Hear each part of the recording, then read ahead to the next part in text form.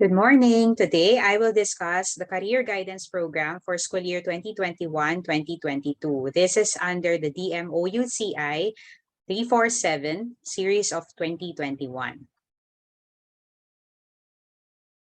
So the Career Guidance for school year 2021-2022 is not really a new program. What we are doing right now is the reorientation and updating of the Career Guidance Program that we started in 2020. Now, we will look into the different terminologies that we used in this particular department memorandum. First and foremost, we defined Career Guidance Program.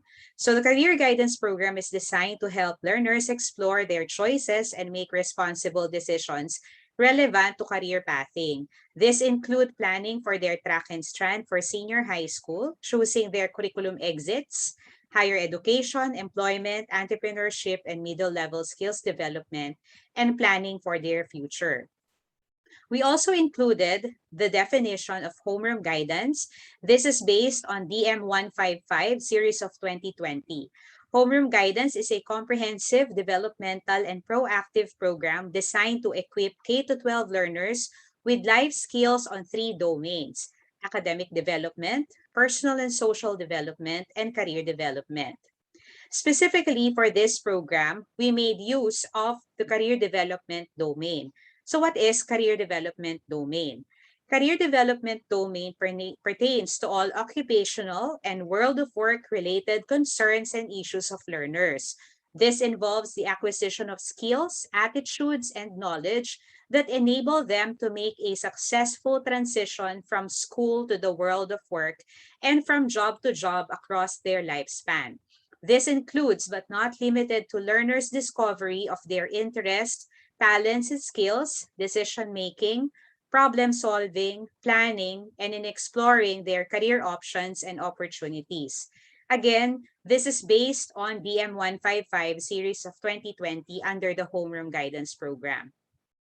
We also included the definition of career guidance portfolio. So what is a career guidance portfolio? This is a collection of learners' output in hard or electronic copy showing his or her progress in career development. This may include a summary of assessment taken, journal entries, activity sheets, and other relevant output. More so, we defined curriculum exits in this particular DM. No, curriculum exits refer to higher education, employment, entrepreneurship, and middle-level skills development. You can also see the curriculum exits in RA 10533 if you would like to read on the specificities of the curriculum exits. So what is higher education? So higher education is one of the curriculum exits which senior high school learners may opt to pursue after graduation, leading to an associate or bachelor's degree. This is also referred to as tertiary education, college degree, or post-secondary education. We also defined here employment.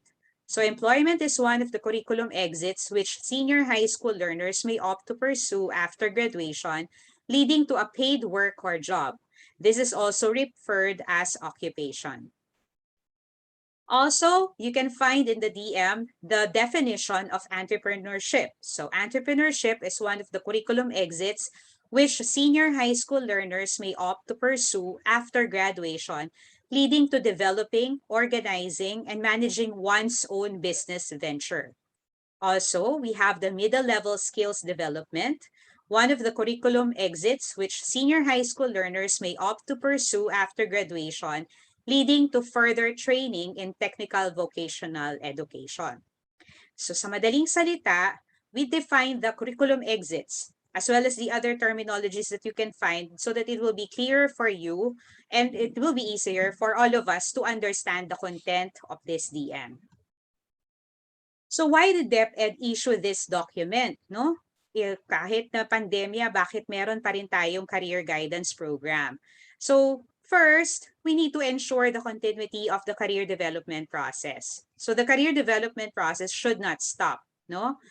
We should also employ a systematic set of activities and procedures in the implementation of the career guidance program, and establish support mechanisms that contribute to the attainment of the department's career guidance program.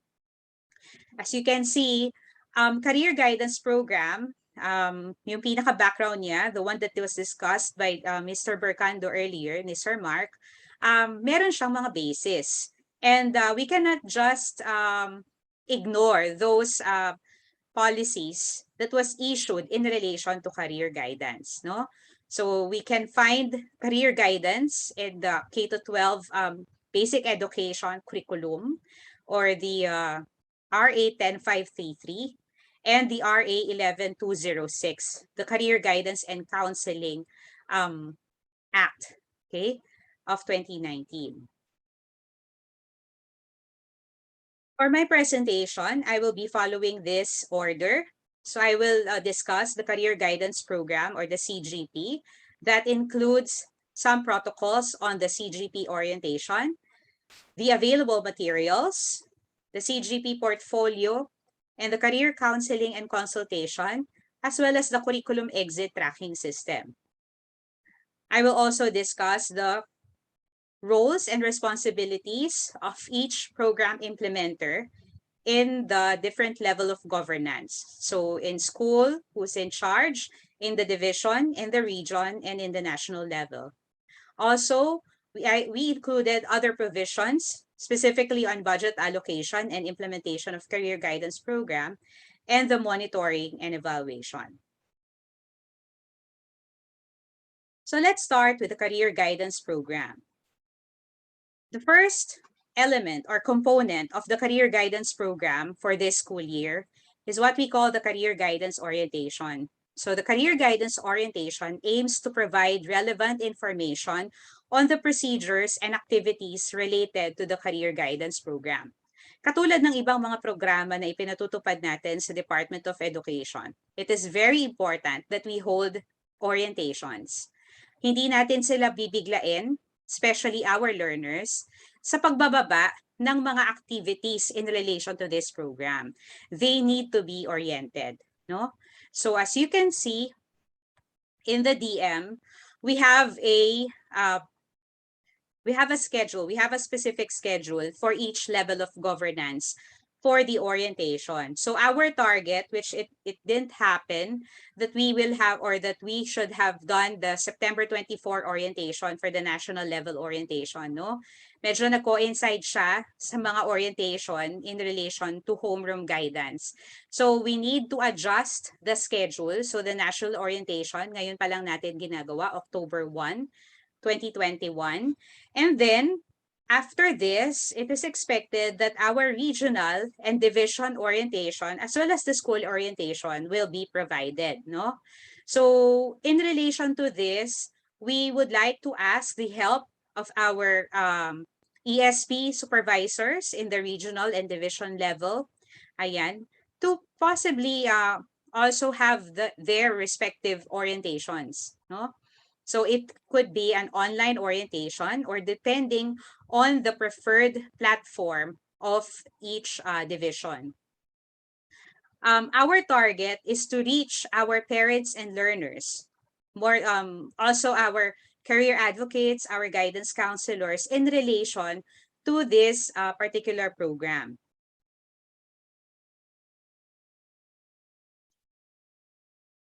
Next, we also have the learning materials under the career guidance program. So this is really important that we know which materials should be utilized in each particular grade level. Okay, for kindergarten to junior high school, we have the career guidance competencies included in the homeroom guidance self-learning modules. Therefore, kapag gumagawa sila ng modules on homeroom guidance, under the homeroom guidance, automatic siya kasi embedded yung ating career development domain sa ating homeroom guidance modules. Doon sila talaga makikita. Now, if someone will ask you, ibig sabihin ba nito, the career guidance program can be, kumbaga parang from kindergarten to grade 12? Yes, definitely. Yun nga lang, in our setup right now, we cannot have another set of module for our kinder to junior high school, no? Iba rin kasi yung mga pangangailangan at iba din yung setup or the modalities. So we stick with the homeroom guidance self-learning modules for the meantime, no? But our target for the next years, kung maayos na yung magiging sitwasyon natin, we will also have specific activities, school-based activities or classroom-based activities, as well as learning materials that can be utilized by our kindergarten to junior high school. So we also look at it as a future or an endeavor na maaring mangyari, no, sa atin, sa Department of Education. We also provided the supplementary materials or the Learner's Portfolio Development video developed by DepEd and Unilab Foundation. So this can be used by our junior high school. The topic is on the career guidance portfolio. Later, after this session, kasama din natin ang Unilab Foundation who will discuss and probably show us a portion of the content of this particular video, and this will be made available to all of you, no? Meron tayong link or Google Drive na paglalagyan nito. So we expect that, or the suggested schedule for the implementation or for the supplementary material will be from September 2021 to January 2022. So open naman siya from quarter 1 to quarter 2. And then for grade 10, ito yung medyo mahirap na transition talaga because they make major decisions in their lives, no? So we have partners from CMEU Inotech who joined or collaborated with us in the development of the multiple career development pathways or the MCDP toolkit. Okay, so this is already available in the DepEd Learning Resource Portal. And you can make use of this from September 2021 to March 2022. We also have the Senior High School Tracks and Strands video developed by DepEd BCD and CMEO Inotech. So this is also included or this is available in the DepEd Learning Resource Portal. At meron din siyang YouTube, no? Nasa YouTube din siya at nasa CMEO Inotech din siya na website. So you can use this quarter 1 to quarter 2, no? Why quarter 1 to quarter 2 only? Because probably by quarter 3, yan, latter part of the school year, they are being asked to give their possible tracks and strands or to choose their possible tracks and strands. Yan. So makikita na natin na makakatulong yung mga video na ito for them to realize their potential, their interests, their talents, and also their career interest, no? Through this. So maganda, makikita natin dito the process of discovering oneself, the potentials, and then discovering the different options, no, in relation to career development. And then for grade 11 and grade 12, we will still adapt the Career Guidance Teacher's Manual for Senior High School. So this is available in the DepEd Learning Resource Portal, and a sample of this can be seen in Annex A, which I will show you later. So for our grade 11 to grade 12, ang kanilang career guidance will start quarter 2 until quarter 4. Okay, so these are just activities that can be done at home, no? Yung mga classroom-based activities, hindi talaga natin siya isinama. Kasi marami dito sa Teacher's Manual for Senior High School ay makapapakinabangan natin kahit na nasa bahay, no? And then we also have the supplementary materials provided by DOLE, DOST, CHED, TESDA, and other partner agencies. So this can be included as a supplementary material for school year 2021-2022. I know some of you do have contacts with the local DOLE or the local PESO. So you can also communicate with them kung meron kayong mga possible na needs in relation to career guidance, no? So later on, we will also meet a person who will discuss the labor market information. She's from the Department of Labor and Employment. This is the sample Annex A. Yan. We actually harvested the activities from the Career Guidance Teacher's Manual for grade 11 and grade 12. So makikita ninyo dyan, we have the standard as well as the competency. These are the career guidance or the career development competencies that we lifted from our homeroom guidance program, no? And then you can see there the module number and title. So nandyan naman siya. Halimbawa, sa module 1, the title is Road to the Right Choice. So what are the objectives of this particular module? Explain the different factors affecting the choices in life and profession, appreciate the factors in choosing a profession, and identify the knowledge and skills needed in the different professions and life choices. So ano yung main activity o yung mga activities na inadapt natin? So halimbawa, you can find on page 2 ang sikreto sa buhay ni Selena. In Appendix 1, you can see there the activity sheet 1.1.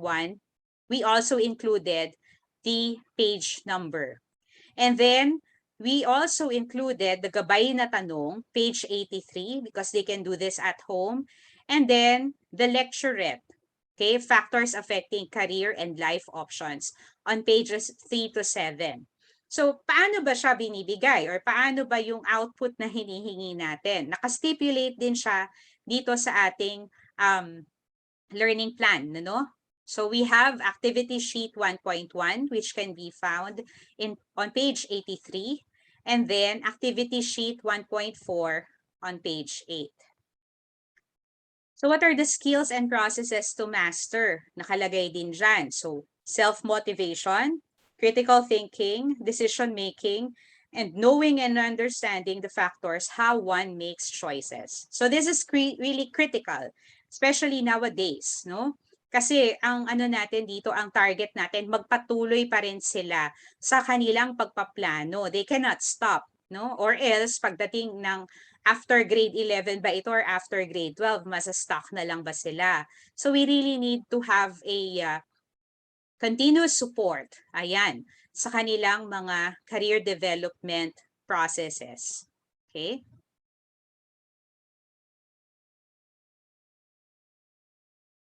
Next, we have the career guidance portfolio. So this is expected, this is expected sa ating mga learners, no? So the career guidance outputs shall be compiled in the career guidance portfolio. So this must contain the following: accomplished activity sheets, copy of academic grades, assessment results, and activity outputs relevant to career guidance. So you will ask your learners or our learners to have a career guidance portfolio, no?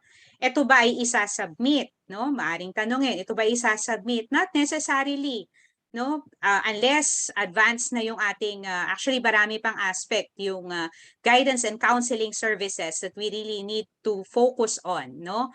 But the career guidance portfolio, makita natin sana by the end of the school year that they have this, especially for our junior high school and senior high school. Kasi yun yung makakatulong sa kanila in making their decision or in discovering their options, no? When we say assessment results, this could include the NCAE result, no? However, for this year, nakalagay naman siya sa ating school calendar, but we don't have yet the specific schedule as well as the procedures for the NCAE. So we will wait for further announcement regarding the assessment. So for the meantime, yung ilalagay muna natin dyan, most probably for grade 10, magiging feasible na or magagamit natin yung MCDP toolkit, no? And then learners may create a physical, hard copy portfolio or an electronic soft copy portfolio or e-portfolio. This portfolio will be utilized until they finish senior high school. So why are we doing this portfolio? This is our basis, kagaya nga ng sinabi ko. Hindi tayo magkakaroon ng, kumbaga parang hindi natin sila imbobombard ng napakaraming activity just for nothing. They need to get something out of these activities. At yung mga summary na nakukuha natin from the portfolio or the descriptions that we see from the assessments, no? Though hindi yan yung talagang national assessment na magiging basis natin. Maaring sa taon na ito, hindi pa, no? Pero makikita nila kung ano yung mas magkakaroon sila ng clear picture kung ano yung nais nilang gawin in the future, no? Or in that sense, para sa senior high school nila. Hindi ito magiging, kumbaga, hindi magiging baseless yung kanilang mga decisions, no? Yun ang iniiwasan natin, na gaya-gayahan lang after ng grade 10, kung saan yung kabarkada doon lang pupunta, or kung saan yung mga ganong factors. So that's the main use of our career guidance portfolio. Later, our guest speaker will also include in her discussion about the career guidance portfolio. Ayan, mas magkakaroon tayo ng mas malalim na pag-intindi o pag-unawa sa ating career guidance portfolio. Next, letter D, the career counseling and consultation. So, under the career guidance program for school year 2021-2022, we also included the career counseling and consultation. So, ano ba yung pagkakaiba nila? Career counseling is the process of assisting learners with their career development by helping them plan, organize, and decide on their life and career goals. Malawak siya, kasama yung kanyang buhay, at yung kanyang career goal. And then, a registered guidance counselor shall conduct career counseling to learners by following the existing ethical and legal provisions for its practice and health and safety standards set by the IATF, no? So for our guidance counselors, depende kung nasaan tayo, tingnan natin kung ano yung standards na siniset ng IATF. We know that ang pinaka-effective pa rin when it comes to counseling, yung face-to-face. But hanggat hindi naman ina-allow yung face-to-face, what can we do para magkaroon ng career counseling, no? And also, meron din tayong tinatawag na career consultation. So, career consultation is the process of assisting learners by providing relevant information about different curriculum exits, courses, specializations, opportunities, and other information that can guide them in selecting their career path. So, this may be given preferably by an RGC or a career guidance advocate, no? So, meron tayo sa Annex B na procedure in conducting the career consultation. So, we will deal with that later. I will explain. Bakit tayo may career consultation? We know for a fact that we don't have the desired or the talagang yung number of guidance counselors in each school, no? So, magsa-stop ba tayo doon in providing the information services ng guidance and counseling? No. We can actually give the career consultation even if we are not licensed.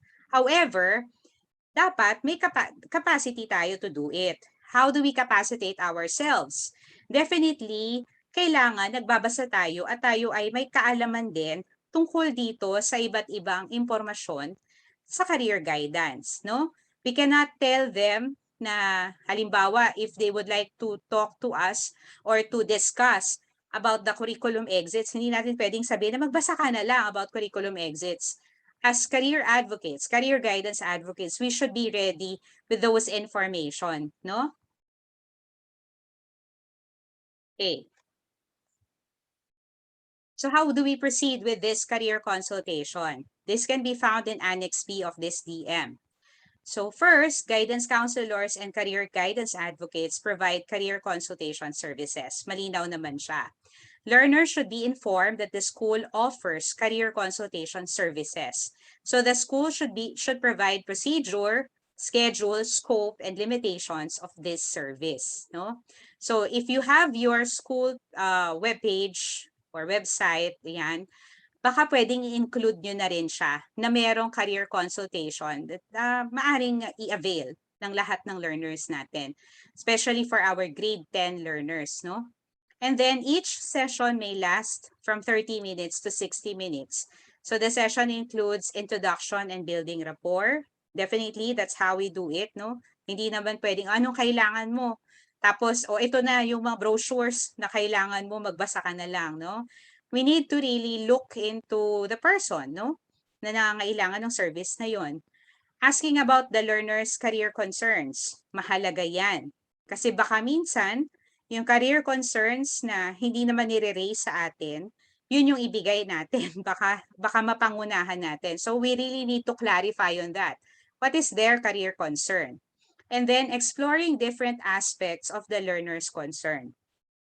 And then we also offer possible sources of information. Dito pa lang yung mga possible sources. So hindi tayo magbibigay ng possible sources or other kinds of intervention hanggat hindi natin nakikita kung ano talaga yung pangangailangan in that particular consultation, no? So we offer them possible sources like pamphlet, magazines, brochures, or online resources or articles. So if you are a designated or a career guidance advocate or a career guidance designate, you should be ready with this. At dapat yung mga resources mo din, mga relevant resources talaga. Hindi siya parang vlog lang or kung ano man na magsasabi, no? That's very dangerous. Sabi ko nga din dito sa kapag meron akong discussion about this, yung mga careers, mga emerging careers, wala namang masama doon sa emerging careers na meron tayo ngayon. Especially yung mga nakikita natin about sa gaming, yung mga ganyan. But ang kailangan nating ibigay sa kanila is the whole information or the complete information about these emerging careers, no? Hindi kasi sila automatic na kapag gumawa sila rin na halimbawa, one of the emerging careers is itong mga ano ng mga video, may kinikita na rin sila at hindi lahat ganun yung patutunguhan. So what can we give them? Ayan, what can we give them as a bigger picture and as a clearer idea, no, regarding a certain career. So hindi natin din sila ililid into a certain course or a certain track or strand dahil yun yung interest natin o yun yung nakikita natin na nandun pa rin sana sila sa school if we have senior high school, no? Baka kasi may mga pagbabago pa in their interest, no? So we give them the complete information.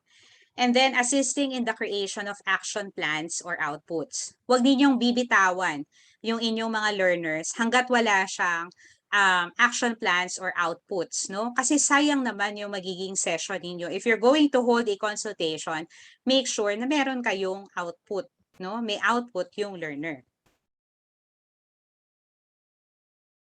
So the career consultation aims to assist learners by equipping them with significant information relevant or related to career development.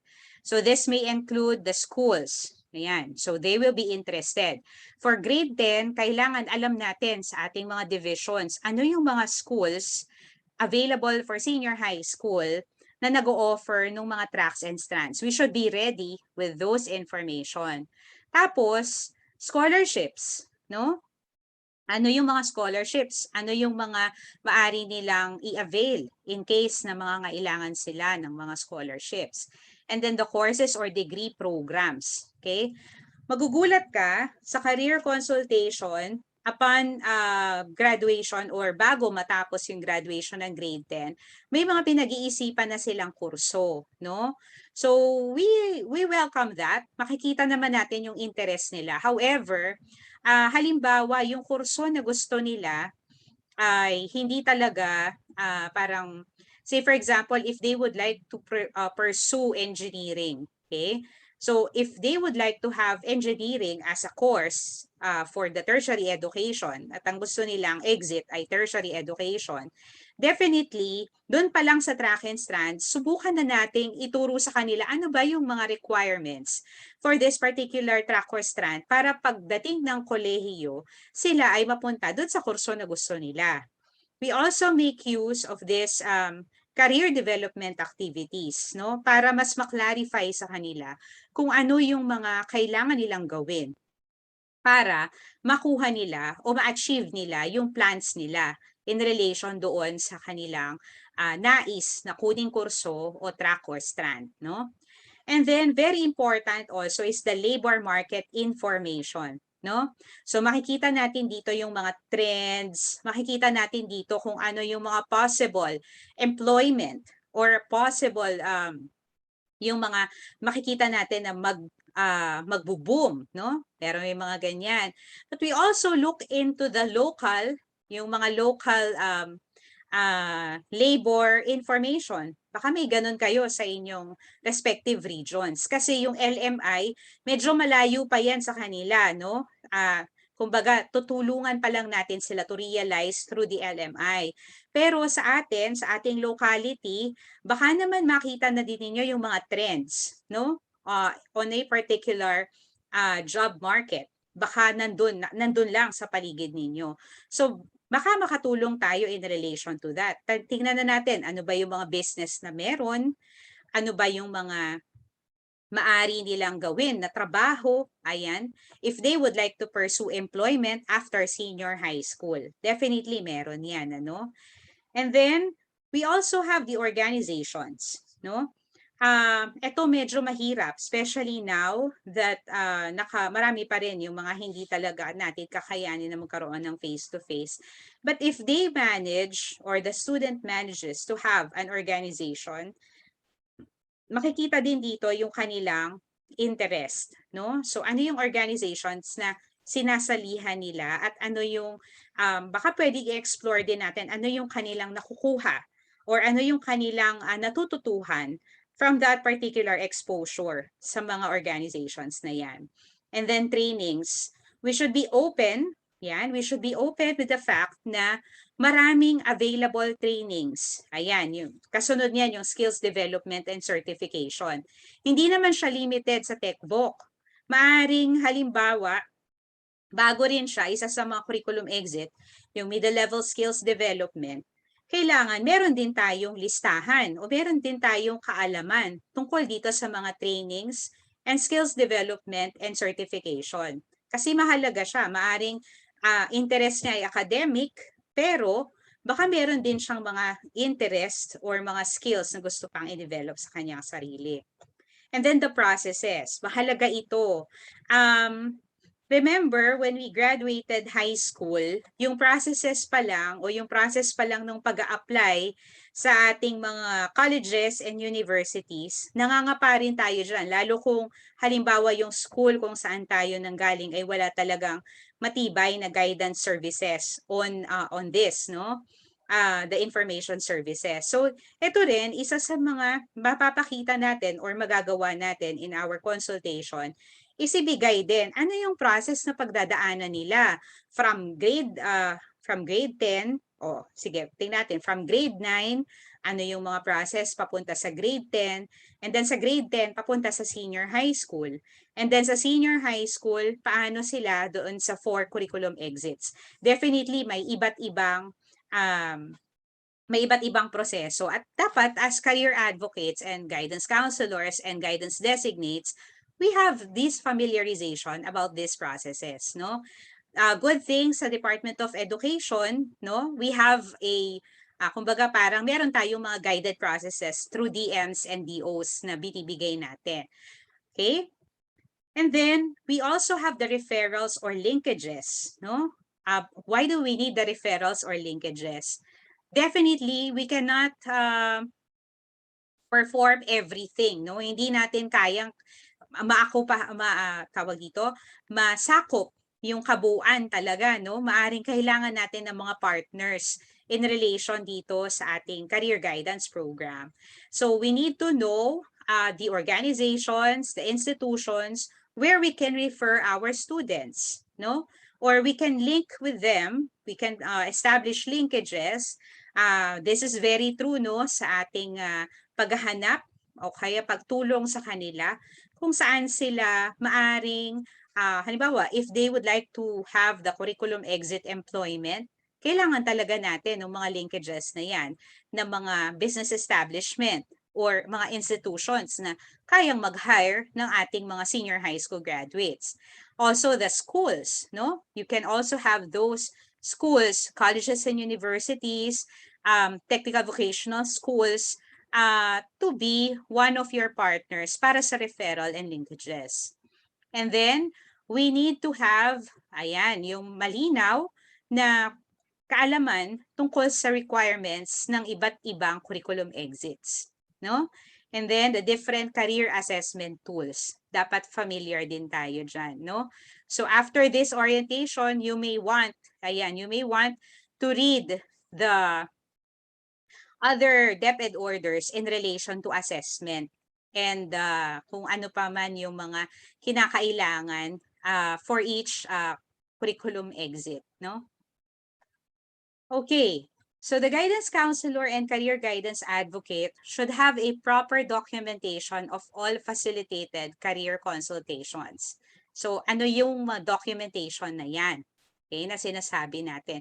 Hindi lang siya basta logbook, no?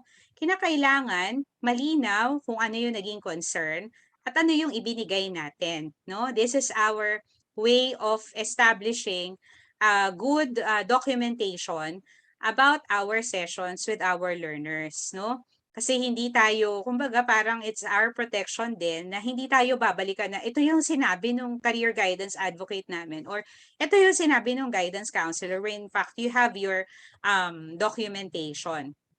So concerns beyond information on career guidance should be handled by a registered guidance counselor or this may be referred to other professionals for further assistance. So malalaman nyo naman yan dun pa lang sa exploration part, dun sa exploration phase natin kanina na inaalam ninyo kung ano yung talagang concern, malalaman na din ninyo kung sino yung dapat na i-refer kasi beyond information service yung kayang ibigay, yung kinakailangan ng learner, no? So tandaan natin, pag lumabas na dito sa mga topic na ito na binigay namin, from A to letter M, most probably, kinakailangan na natin siyang i-refer sa ating guidance counselor, no? Okay. So, malinaw yan about the career consultation procedure. Now, we also have the curriculum exit tracking system, no? So all schools shall ensure to account all their graduates for school year 2021-2022, including their chosen curriculum exit using the link, yan, you can find on the screen. The list link will be opened 2 weeks before the school year ends and shall be closed after a month, no? So, kagaya nga ng nakastipulate sa ating DM, hindi pa po ito open, no? So, hindi po kayo maghahanap ng link after this orientation. Bubuksan natin yung link 2 weeks before the end of the school year. At para kanino lamang siya? Hindi po ito para sa grade 6 or para sa grade 10. Pag tinitingnan na po natin yung curriculum exit, para lamang po ito sa grade 12. No? So malinaw po yan. If you attended this orientation, hindi kayo maghahanap ng pag-open ng link ng ganito kaaga. Tinitingnan natin yan by the end of the school year. No? Ibig sabihin nun, kung nakapili na sila, tapos na rin sila doon sa mga modules and activities na kailangan nilang pagdaanan so that meron na silang idea or may background na din sila about their interest and their decisions, possible decisions for the curriculum exit, no? So graduates of grade 12, no? So sinong batch? Kaninong batch? School year 2021-2022. Parang may mga tanong kasi last year, pwede bang isama yung 2019, 2018? Hindi po natin isasama yun. Ang sakop pa lamang po natin, kagaya yung last year na curriculum exit tracking system, yung graduate ng 2021. Ngayon naman pong taon, yung gagraduate ng 2022. No? So malinaw po iyan. Sino po yung sasagot? Ayan, ito yung mga commonly asked questions, no? Sino yung sasagot nito? Ang sasagot po nito ay ang mismong bata. Ma'am, wala po silang email address. Grade 12 na sila. They need the email address. Kaya nga nilang mag-Facebook, kaya nga nilang mag-Instagram. Therefore, meron yang mga email address. Meron lang tayong ilan na pinagbibigyan, lalong-lalo na yung walang access sa internet. That's the time that we involve our class advisors, no? To gather the information in the tracking system para sila yung mag-submit na lang online, no? Pero that's a case-to-case basis and we encourage na sana sila because this is also an application nung kanilang natutuhan. By this time, by grade 12, dapat marunong na yan mag-send ng email. Dapat alam na nila yung pagsagot sa mga forms, no? Kasi kung hindi pa nila yan alam by grade 12, what will happen to them? Hindi talaga sila ready, ibig sabihin. Kaya isa yun sa mga, actually dalawa yan dun sa mga competencies na itinuturo din ng curriculum exit tracking system natin. And we should also remember that the generated data will be used for policy or curricular reforms. So if you will ask us, kailan magiging available yung mga data na kinuha natin or yung na-gather natin, that's after siguro, kapag after ng closing ng link na ito, siguro give us 2 to 3 months before we can generate. Ayan. So hindi naman po yun, para rin yan sa ating lahat. Kaya lang, it will be very difficult for us to provide you right after the gathering of the data. No? So siguro pagka-close niya, halimbawa, nag-close na siya ng July, August, September, October. That's the time na maari kaming makapag-distribute sa inyo, sa inyong regions, ng kanilang mga responses, no? Para may idea din kayo. And also, kailangan din kasi natin yung count na ito para sa reports natin. Mamaya ipapakita ko sa inyo yan.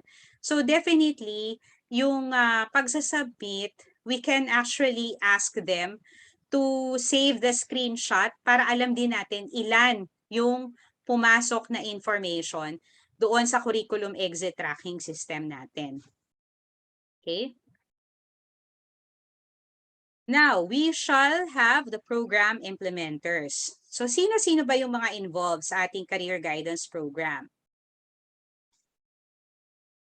For our career guidance program, we have in the school level, we have the school head. So ano yung expected from our school heads? Designate the career guidance advocates for school year 2021-2022. Lead the implementation of the career guidance program, including supervision and monitoring of school career guidance activities. Conduct of orientation for teachers, learners, and parents on career guidance program. Allocate budget for the materials and other related expenses for the conduct of the program, and submit the school career guidance program implementation report, Annex C, to the division supervisor. Okay? So ganito yung itsura ng ating Annex C. Nakalagay dyan, Annex C, School Career Guidance Implementation Report. The school, the division, the date of submission, name of school head, and the region. Kailan to sinasubmit? This is annual, no? Ang ating mga division and regional supervisors will be the ones to provide you with a schedule. This is an annual report, no? So, say for example, if you look into the items here, we have the career guidance program, career guidance learning activity plan, and the career counseling and consultation. So also on the fourth box, you can see there the curriculum exit tracking system. So ano yung laman nung sa facilitation, no? Yung first part. So sa facilitation of career guidance orientation, you may attach documentation, photos, videos, program matrix, summary of activity, evaluation report. So this one, we need evidences, no? So halimbawa, you conducted a school orientation, lagay nyo dyan, school orientation on career guidance program, and then the date of facilitation, kailan siya ginawa, sa duration ng 1 year. You decide also, kasi kailangan nyo yan i-design sa inyong respective schools. And then the target number of attendees. So say for example, you are targeting only grade 10 learners. So ilan lang yung target number of attendees? Hindi natin ilalagay yung total number of students, no? Sino lang ba yung target number of attendees? Usually ginagawa natin siya per grade level. Or kung medyo marami tayong panahon, maaring gawin din natin siya per section. And then actual number of attendees. So we understand bakit natin tinitingnan yung target number tapos yung actual number. Tinitingnan natin dito kasi yung feasibility dahil iba-iba yung learning modality, no? So say for example, ang target number of attendees natin ay 400. Lahat sila ay nasa halimbawa online learning, no? So may nagsabi doon sa out of the 400, ang nakarating lang ay 200. What happened to the other 200, no? So makikita natin diyan ano pa yung ibang modalities din na maaaring gawin in relation sa ating career guidance orientation, no? So maari kasing hindi talaga kaya na mag-online ng bata. So ano ba yung pwede? Yung outcome, doon natin ilalagay yung mga possible, yung kinalabasan ng orientation. Ito bang population na ito, mas madali sa kanila yung kanilang pagbibigay ng or paggawa ng decision in relation to career guidance, no? So yun yung mga outcome na tinitingnan natin. And then, the career guidance learning activity plan. So ito, ay titingnan natin yung actual accomplishment, no? So letter A provides relevant and updated information to learners. So ano yung schedule of distribution and retrieval of activity sheets, learning resource link, and other supplementary information. Dito mag-iiba-iba yan, no? Malaki yung diferensya niya pagdating doon sa ating mga different learning modalities. So ano yung actual accomplishment ng school? So yun. Wala namang perfect number. Wala tayong target na ganun. Pero paano natin ibinigay, dapat na doon siya sa actual accomplishment, paano natin ibinigay yung relevant and updated information to our learners? Isa-stipulate lang doon, no? And then, prepares and distributes career guidance learning plan. Meron na kayong career guidance learning plan. So, paano ninyo masasabi na naka-distribute siya ng maayos, no? So, ilagay nyo lang din kung paano dinistribute yung ating career guidance learning plan. And then, prepares and distributes career guidance learning activity sheets, no? Pwede yang soft copy or hard copy. Depende din yan sa allocation, budget allocation, at sa learning delivery na mayroon kayo sa school ninyo o yung most preferred ng bata, no? So, ang kagandahan kasi sa career guidance, lahat ay available online. Pwede rin siyang ipasa via messenger. Hindi ganun kalalaki yung mga file niya. So, I am encouraging na instead of having it na tawag dito, hard copy, baka pwedeng soft copy yung i-distribute. Pati yung output, kasi meron din siyang implication dun sa e-portfolio. Yung physical kasi ngayon, mas malaki yung pagkakataon o yung chance na mawala yun. Halimbawa, pinagawa natin sila ng collage or in relation dito sa mga career guidance activities natin, may mga outputs sila. Baka rin mawala. So at least madaling maitabi or madali yung soft copy, no? So tingnan natin yung feasibility niyan. Pero kung physical lang or yung hard copy lang ang kaya talaga, hindi naman natin yun pipigilan. And then, attend to the learner's concerns in different modalities. So, madali naman siya.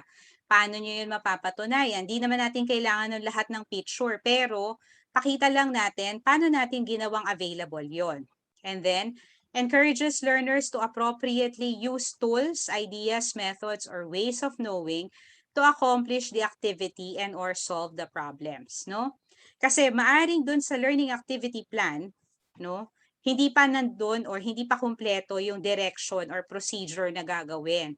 So, paano natin yon mas mapapalinaw o paano yung ginawang method or strategy ng school para mas maging malinaw yon sa mga learners na gagamit ng material na yon, no?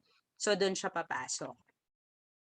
And then we have the career counseling and consultation. So, kung meron naman, ang ilalagay nyo lang dyan ay accomplished, no?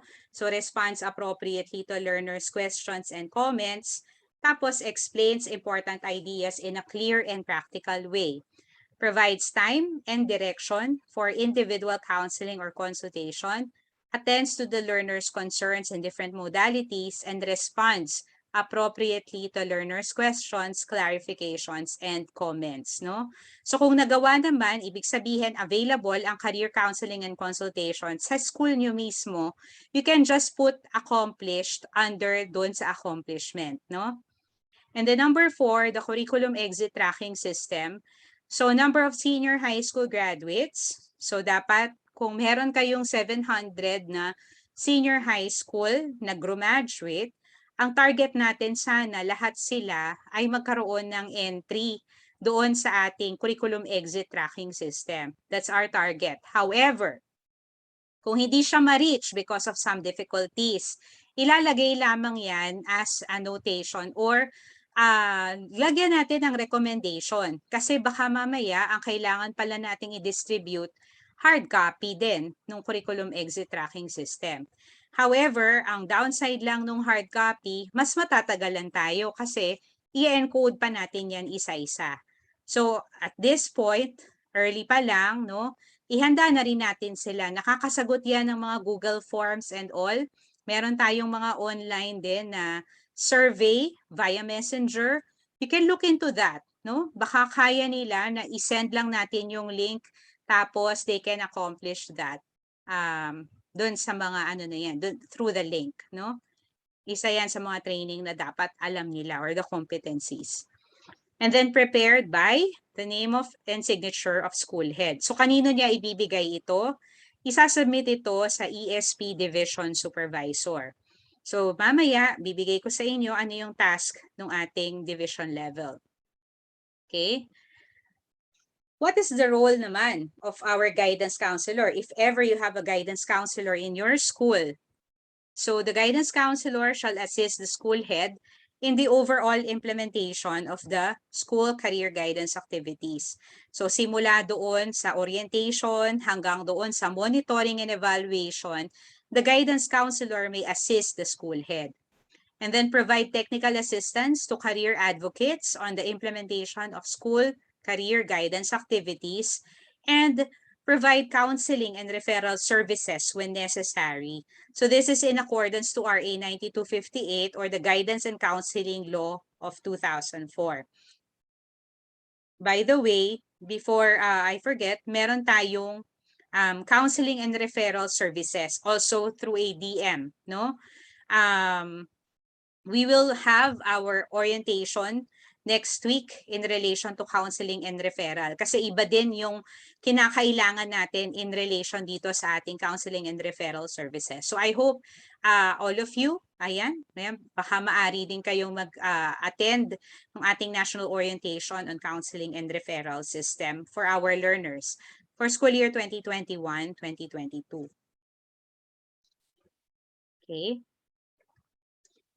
And then here, the career guidance advocate. So, ano yung task or ano yung roles and responsibilities niya, no? Facilitate the printing and distribution of learning materials and other supplementary materials on career guidance, no? So, maaring kasing printed or maaring soft file yung i-distribute. And then disseminate information for the learners such as senior high school tracks and strands offered in the division, labor market information, schools and courses for college, technical courses for middle-level skills development, and entrepreneurship-related programs and materials that the learners may utilize. And then they can also conduct the career consultation as deemed necessary and facilitate the completion and submission of all documents relevant to the career guidance program, no? So in some cases, our career guidance advocate also works as the guidance designate. So ibig sabihin, yung other task niya includes the homeroom guidance program, no? So dito, sa school level, maaring mag-designate ang ating school head ng specific person as a career guidance advocate and another person who can be the guidance designate. Possible yon, no? lalong-lalo na kung malaki yung population. If you're going to ask me, ano ba yung ratio na kakailanganin o ano yung ratio required in this particular program? Ideally, this is 1:500, the guidance counselors, no? Dito sa Career Guidance Advocate, since limited yung ating services na maipoprovide for school year 2021-2022, we understand na kakayanin siguro up to 1,000, no? Pero wag namang sobra-sobra doon dahil mahihirapan din yung Career Guidance Advocate natin, no? So yun po, para mas maging efficient din sila. And you can also maximize yung mga possible services na maaring maibigay ng ating career guidance advocate. So for the career guidance advocate, it is good that you attended this national orientation. Maari ring mag-initiate yung ating mga division level supervisors and the regional level supervisors para sa capacity building ng career guidance advocate. You know what, actually 2 weeks ago, meron tayong mga kasamahan na talagang nagpa-personal message kasi bagong designate lang sila sa guidance and counseling or the guidance designate, as guidance designate. Tapos medyo malayo yung mga guidance counselors na license, yung mga licensed guidance counselors doon sa school kung nasaan sila. At wala talaga silang idea about the guidance and counseling services. So, humihingi sila ng tulong. So, ito din yung appeal ko sa ating mga ESP supervisors in the division and regional level that we provide advocacy or the capacity building, no? Let us capacitate yung mga dinedesignate natin, no? Lalong-lalo na sa school level because they are the frontliners. Sila yung talagang nagpa-facilitate or nag-i-implement nung ating mga program. So, part of our obligation is to really provide and train them how to do these things, no? Kaya kahit na gabing-gabi, minsan nire-replyan ko talaga para lang matulungan, no? Kasi yun yung medyo gap na kailangan natin i-ensure na mabigyan ng ma-address natin, no? So yun. We cannot just tell them na, oh, you are designated for this year, you do these things according to this DM. No, hindi po siya ganoon. Kailangan meron po talagang proper capacity building or the training for them, no? Marami po silang tanong in relation dito sa ating mga services.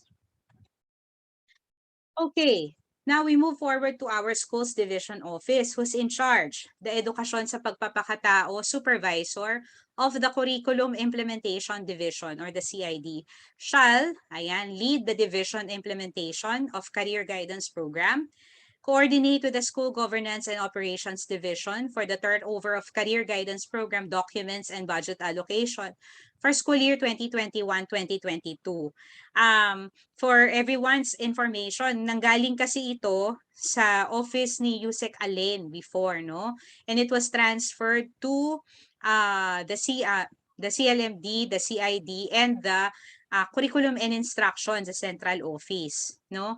So if ever na hindi pa po nakakapag-turnover, na hindi pa nakakapag-turnover, you may ask your SGOD, no? Pero kung nakapag-turnover naman na, no need, no need. Kasi baka sabihin nila, ano yung kumbaga parang wala na kaming ita-turn over, no? Ito lang naman ay para doon sa mga hindi pa nakakapag-turn over.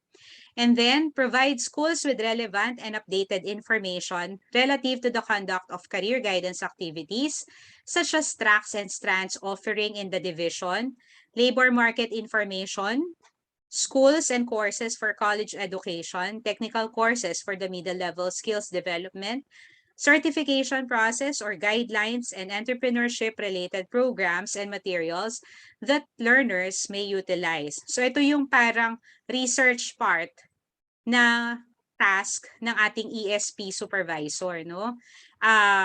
Hindi naman mag-isa lamang siya dito. Actually, pwede din siyang mag-tap ng mga possible individuals or ng mga guidance counselors in the division who can help her na mag-gather. Tapos yung information na i-gather na yun yung binablast natin sa mga schools, no? And then, provide career guidance, learning materials, and supplementary materials for the schools. This year, hindi naman tayo mahihirapan, no, in relation dito sa supplementary materials because we have that. Ayan, ibibigay ko sa inyo yung link ng Google Drive natin for those supplementary materials. Tapos kapag may bago, doon din namin siya ipapasok para no need na siya na i-download sa ating learning portal, no? But we will also make those available sa ating LR portal para naman doon sa hindi makaka-access ng Google Drive, no? Para walang reason na hindi kasi namin na access or wala kaming kopya, yung mga ganyan. Also, some of our learning, our supplementary materials, nasa YouTube na rin siya. Yan yung isa sa mga magandang bagay that after the evaluation of the implementation last year, naging bukas din tayo, yung TWG, yung team na nag-craft din nitong another DM na ito na maibigay din yung mga possible links, no, in relation dito na hindi mahihirapan yung learners mismo ma-access nila. And then we also have to, or the ESP supervisor task, no, shall establish linkages with other government offices, NGOs, and groups relevant to the conduct of career guidance activities, no? So yung ating mga kasama sa federation, ayan yung FCGANP, if you are familiar with the organization, they may actually coordinate with the school's division office through the ESP supervisor in relation dun sa mga possible tie-up nila in relation dun sa mga programs natin sa career guidance program. At maganda yon na mangyari. Kapag ganun, maganda rin na mamaya makita rin natin na possible din that through the regional office yung magiging ganong linkages. Pero yung other organizations and private organizations, ayan, maari din, or the non-government organizations, maari makipag-usap din sa ating mga ESP supervisor in relation dito sa ating career guidance program. Baka meron pang mga other supplementary material that they can provide our learners. Ayan. Let's just make sure na hindi sila yung type of organization who will ask us to pay trainings, no? Hindi po ganun. May mga ganun kasing lumalapit din sa central office na sasabihin nila they would like to provide the supplementary material but they need or we need to pay them for the training. Sana hindi na ganun kasi established naman yung ating career guidance program and what we need is sa support maaring tayo-tayo din yung magsuportahan dito, no? Hindi natin pagbabayarin yung sino man para lang magbigay sa atin ng technical assistance because sa structure natin, we can provide technical assistance to our colleagues, no? And then support, monitor, and evaluate the conduct of career guidance activities and submit the division career guidance implementation report, Annex D, to the regional office. Okay, so this is how Annex D looks like. Ayan, the Division Career Guidance Implementation Report. So you can see there, Division Career Guidance Implementation Report. You can include there the name of your division and then the region. So meron tayo ditong ilang mga pamantayan, no, na tinitingnan. Say for example, school number 1. Yan, yung sakop ng division. School 1. Gumawa ba sila ng career guidance orientation? So you are going to base this dun sa binigay na report ng ating school heads. So makikita ninyo dyan, O is for outstanding. So 90% to 100% participation of stakeholders, adherence to the guidelines or evidence-based practices, timelines and quality delivery of services, outstanding evaluation results after each activity. So yun yung sinispell out natin na 90 to 100%. Makikita nyo yan doon sa report na binibigay ng school head kung talaga bang nakapag-adhere sila doon sa guidelines kasi may mga items doon na hinihimay din. And then very satisfactory, 80 to 89%. So 80 to 89% participation of stakeholders. So be it the orientation of learners, the orientation of teachers, or the parents, ayun yung average na tinitingnan, ano? And then adherence to the guidelines or evident best practices, timeliness, and quality delivery of services, and very satisfactory evaluation results after each activity. So yun yung nilalagay natin dito sa career guidance orientation, career guidance learning plan, and career consultation and career counseling. Also for curriculum exit tracking system. No? So dito lang siya, ang ilalagay nyo lang ito. O ba siya, VS, satisfactory, needs improvement ba, or poor? Now, what is your recommendation based on this particular report, no? Ano yung recommendation? We need your recommendation para pagdating sa regional report, mamaya makikita nyo, exactly parang similar lang din sila dito, makikita ninyo ano yung mga pwedeng mechanisms na pwede pa nating gawin to further improve our program, no? And we need that. Hindi naman natin titingnan dito, itong division na ito, karamihan ng school, nagkaroon tayo ng needs improvement, no? So titingnan din natin based on your recommendation kung ano yung pwede nating magawa pa na pamamaraan para mas mag-improve yung ating participation as well as the implementation of the career guidance program. And then this should be prepared and signed by our ESP supervisor and noted by our schools division superintendent. Now, in the regional office, so the Curriculum and Learning Management Division or the CLMD, through the Edukasyon sa Pagpapakatao Supervisor shall support career guidance program activities, ensure proper implementation of the career guidance program through monitoring and evaluation, provide technical assistance to division supervisors through orientation, training, and capacity building activities, and submit the Regional Career Guidance Implementation Report or the Annex E to the National Office, no? So as what have Ma'am Bell mentioned earlier, yan, during our opening program, isa din sa target natin why we are doing the orientation para magkaroon din tayo ng chance to plan for our implementation sa ating specific region.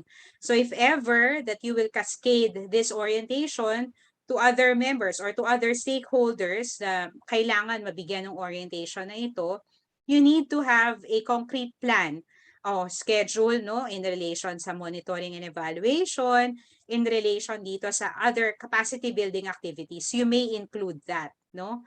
So dito makikita na rin ano yung napo-project natin na kakailangan o kinakailangan ng ating mga implementers, no, sa division at sa school level. So that is the task of the regional supervisor, no?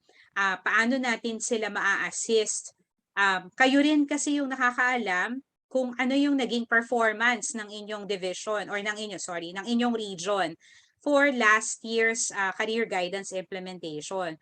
So kung meron kayong mga nais ipatupad ngayon or nais na i-propose na gawin sa ating division at schools, you may do so, no? Yan po yung kagandahan ng meron tayong orientation para ma-orient nyo rin sila ano yung ways forward ng ating implementation ng program na ito. So you are required to submit the Annex E or the Regional Career Guidance Implementation Report. So very similar doon sa reporting system na ginawa natin sa division. So more of a consolidation.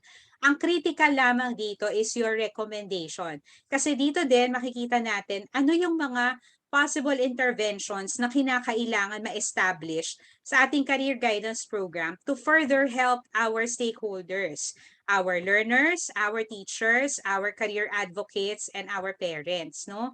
Paano natin mas mapapabuti? Laging ganun yung giya natin sa career guidance. Even sa homeroom guidance, we are not asking you to submit reports para maging point of reference natin kung naging mahusay ba talaga, magaling ang ating division or ang ating region. Ang purpose natin sa reporting is to really provide a structure din or provide support This is part of the support and the technical assistance na kinakailangan para pagdating nung susunod na taon, if ever that there will be changes na kinakailangan, we can include that, no? Kasama siya sa mga titingnan na nating aspect, no? Or yung ating mga magiging direction ay papunta na doon sa kung ano yung kailangan talaga. Okay? So that's it. That's Annex E, or the Regional Career Guidance Implementation Report. Now, in the national office, the curriculum and instruction strand shall lead the implementation of the career guidance program starting school year 2021-2022. Actually, we started in 2020-2021, no? So the Bureau of Curriculum Development leads the planning, preparation, implementation, and monitoring of the career guidance program. So BCD shall develop career guidance learning competencies and learning materials in coordination with the Bureau of Learning Resources. And then the Bureau of Learning Resources shall ensure accessibility and quality of the career guidance learning materials and their compliance to the standards of the Department of Education. And then the Bureau of Learning Delivery shall support the planning, preparation, implementation, and monitoring of the career guidance program. So yan.